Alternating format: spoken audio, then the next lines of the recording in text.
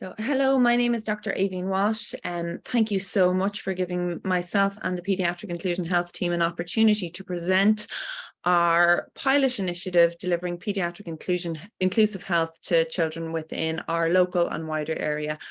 And just to start off with, I suppose a definition is really important, and that is inclusion health is an innovative approach which aims to address the extreme health inequities associated with social exclusion through research, policy, advocacy, and service provision, which is what we're going to talk you through today. And I'm presenting on behalf of our research group that is associated with the Children's Health Foundation, Children's Health Ireland, or CPI, the NDTP, the HSE, and Trinity College Dublin. Sorry now. So before we go into our project, I'd like to just run through a few key concepts in paediatric inclusion health. So the first, and what really fundamentally underpins all of our clinical practice, is the concept of social exclusion. And that's children, families, and adults who are excluded from the prevailing social system and its rights and privileges, typically as a result of poverty or the fact of belonging to a minority social group. So in our clinical practice, we see this most often in children who are at risk of or are currently experiencing social deprivation, poor socioeconomic status, who are from vulnerable migrant populations such as international protection applicants or refugees, or who are from recognised or unrecognised minority ethnic groups such as the Irish travelling community or the Roma. We also look very clearly at social determinants of health, and these are the factors that the non-direct health factors that influence health, such as economic policy, social and housing policy, local, regional and national and governmental approaches to social welfare, as well as more overriding international approaches to things such as forced migration. And it's well recognised now that social determinants of health are really key in optimal healthcare outcomes, especially for marginalised groups. And it's been recognised that 1 in 3 premature deaths worldwide are directly attributable to adverse social determinants of health.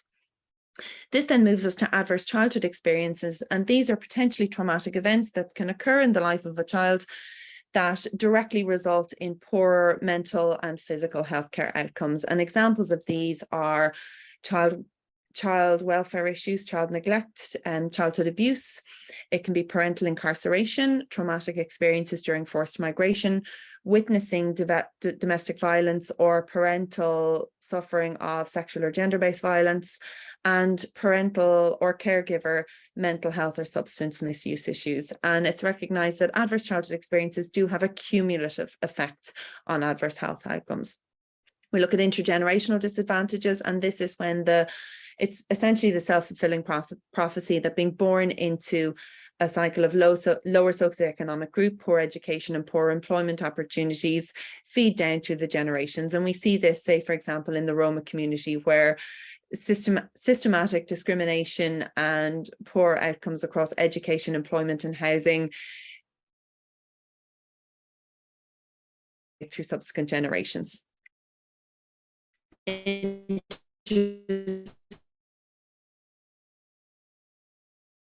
Sectional marginalisation is a concept that marginalised populations face, and this would be that the needs of, for example, a child from the Roma community who's in unstable or insecure housing is very different from a refugee child living in direct provision. So we have to take into account population cohort needs in our approach.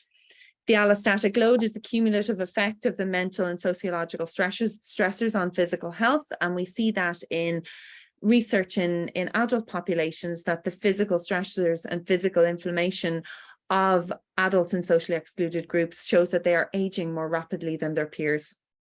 Trauma-informed care is the approach that we take to really holistically try and take into account the trauma and the barriers that families have faced in trying to engage with healthcare, and to approach them in a manner that doesn't assume a relationship of trust, but seeks to build one.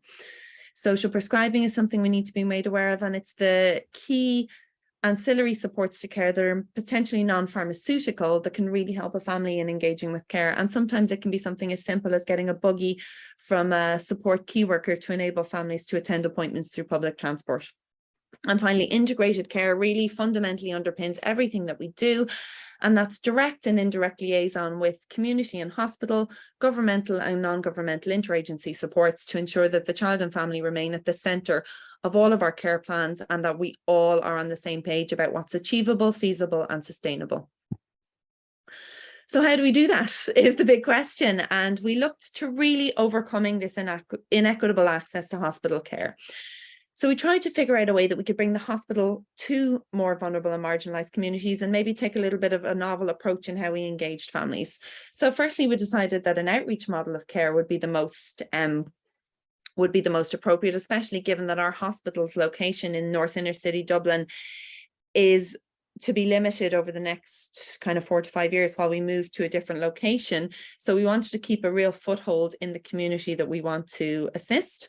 So our clinic is a hospital clinic that's based in a local primary care centre that's really embedded in local healthcare provision. And the members of this primary care centre are very trusted within the local community. We decided that not only will we take referrals through the standard hospital system, but we'll take direct referrals from knowledgeable health and social care professionals based on the recognised presence of adverse social determinants of health. So, for example, this could be a doctor in the emergency department recognising that a child is homeless and has been to the accident and emergency department maybe 18 times over 6 months with common general issues that, had the child got more formal access to a GP and primary healthcare infrastructure, they may not be using the acute out of hours services. We also take referrals from public health nurses, who are often first responders in the case of children coming in through the international protection application process, or Ukrainian refugees who are arriving in the country. And we take referrals from GPs working within the local community, as well as charitable organisations providing primary healthcare, such as Safety Net Primary Care Centre, who look after the healthcare of a lot of homeless and other vulnerable families who do not have medical cards or access to GPs. From a liaison perspective, as a hospital, we took on a role of a more proactive liaison and engagement approach with these families. So when a child is scheduled for a clinic, we will link with them beforehand, not only via our traditional method of a written appointment letter, which will often go to an address that the family are no longer at, which they may not be able to read. And if they do read, they may not understand the importance of it if health literacy is a problem. So we will always verbally confirm an appointment, either through a phone call, through text, through written confirmation, and we will use an interpreter if that's needed. We also engage the supports of a lot of non-governmental supports, such as Focus Ireland and Peter McVerry Trust, and we also link with the local HSE homeless health links teams to support children attending the appointments. Following on from a hospital appointment, again, we'll proactively engage with our community colleagues, be it from a dietitian perspective, from a disability perspective, or from the people providing them with primary care, to make sure that our plans are feasible and sustainable, and particularly affordable in the context of prescribing. And as you can see here again, the integrated care with community health and social care professionals really underpins everything that we do, and has enabled us to kind of identify deficits in our own clinical practice, and also support our community colleagues with management from their perspective as well. So just a few preliminary statistics from the first 15 months of operations of our Paediatric Inclusion Clinic. So nearly 3/4 of the children were in emergency accommodation, and that's not taking into account those in precarious accommodation. So 72% were homeless.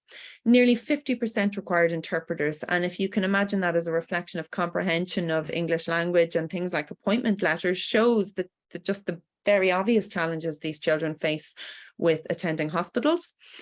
Just over a third had a medical card. And if you look at the most common reason for a medical card being assigned in Ireland as being means tested, these figures don't add up, that only 1/3 have a medical card, and yet nearly 3/4 are in the homeless services. So it shows that the majority of our children in homeless services don't have a medical card, so don't have that steady access to formal primary care infrastructure. Nearly 1 in 5 needed assistance with transport to the hospital, be it via taxi or via guidance towards local public transport. Only 1 in 4 was vaccinated. And if you look at these children predominantly living in communal and overcrowded settings, the risk for transmission of communicable disease and outbreaks is quite frightening. And one thing we're looking to do, having seen these figures, is to be able to provide the resources for more opportunistic catch-up vaccination. Looking at attendance with all of our liaison, so nearly 80% attended their initial appointment. And for those that didn't, rather than putting them down as a standard do not attend, we ring them We'll try and ascertain what prevented them from attending, and we will reschedule to the next available appointment. And with that, just over half of those who didn't attend their original appointment did attend a rapidly rescheduled appointment. And just looking into the diversity and heterogeneity of our population, nearly 3/4 were from either recognised or unrecognised minority groups, with actually 1/3 of the children being from the Roma community. So that's just a very brief breakdown of, I suppose, the challenges that face the children and families that we see, and also the different considerations that we need. So what did we learn from these preliminary results, and also from the kind of iterative process of clinical practice providing paediatric care to marginalised children? I suppose when we look at global health, we look at these in some ways unprecedented global challenges in terms of war, conflict, climate change, and ever-increasing forced migration. We bring that to the local context in Ireland with our housing crisis, with the increased numbers of children and families coming into the country seeking refugee status or international protection. And we look at the cost of living, which makes such things as over-the-counter paracetamol and Nurofen in suspension form for children sometimes cost up to €15, which is essentially unaffordable for a lot of our families. So we look at the integrated care that we're trying to provide. And this has been a real lesson in hospital and community coordination, and how do we effect really effective and achievable care pathways between the hospital and community, that we can engage these families and ensure that their care is sufficient. And an example of this I look at is a lot of the children that we see who might have poor growth and something like iron deficiency anemia, and none of it is due to an underlying organic pathology. It's all external and environmental. And yet the standard advice that we give about increasing red meat, or more green vegetables and a more complete diet, is really unachievable and unaffordable with the cost of living, the cost of food, and lack of access to their own kitchen facility. So it's really made us rethink our basic advice for a lot of common pathologies. And a proactive communication both with families and community health and social care professionals is key. It's given us a really valuable insight into groups of children who I think often before would have been lost through different clinics and different engagements. And we're really able to cohort them and look at the methods of healthcare delivery that work for them, both in a group as a whole, and also when we talk about the intersectional marginalisation and the different needs of different populations. It's also very interesting, I find, that marginalised children or children experiencing social adversity in terms of healthcare outcomes are really poorly underrepresented in the literature, I think by virtue of the fact that it's very difficult to cohort them, and we've a really unique opportunity to shine a light on what works for them and to provide more evidence-based care, especially in an Irish context. For example, nationally, we've no real clear data on Roma health outcomes. So this is a unique opportunity to look at Roma child care and some really core health indicators to help inform both our own practice, but also regional and national policy. We're very proud of the fact that we can deliver a needs-based response. We identify what works and what doesn't work very quickly and try to pivot and to optimize how we can achieve what we want to achieve.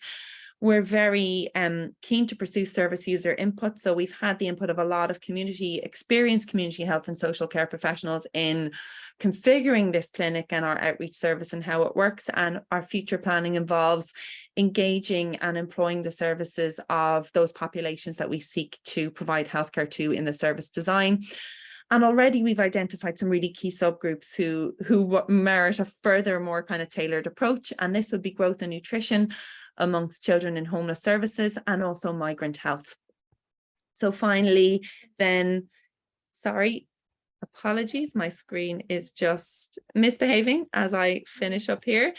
Just how do we see this projecting our future service? So we do envisage that Paediatric Inclusion Health will be a full service within its own right, with transferable templates of care locally and regionally and nationally, using the lessons that we've learned and working with experienced colleagues nationally to provide templates of care that we can draw on our own expertise and that of others into providing optimal healthcare for vulnerable children.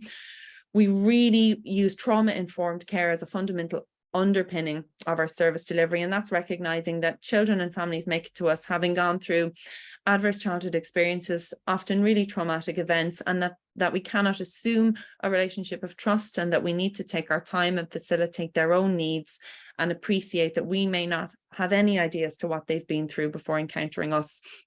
and to really put the child and family at the core of what we do. And cultural context and competency is also really key. Understanding the history and the culture and the historical trauma of, for example, the Roma community really helps us understand their reluctance and often their fear of engaging with health and social care professionals. So that's a whirlwind tour as to the beginnings of our Paediatric Inclusion Health Service to our outreach clinic. I could talk about this for a lot longer, but I think that's really summarized the core of what we have achieved and what we want to achieve. And I welcome any questions. Thank you so much for listening.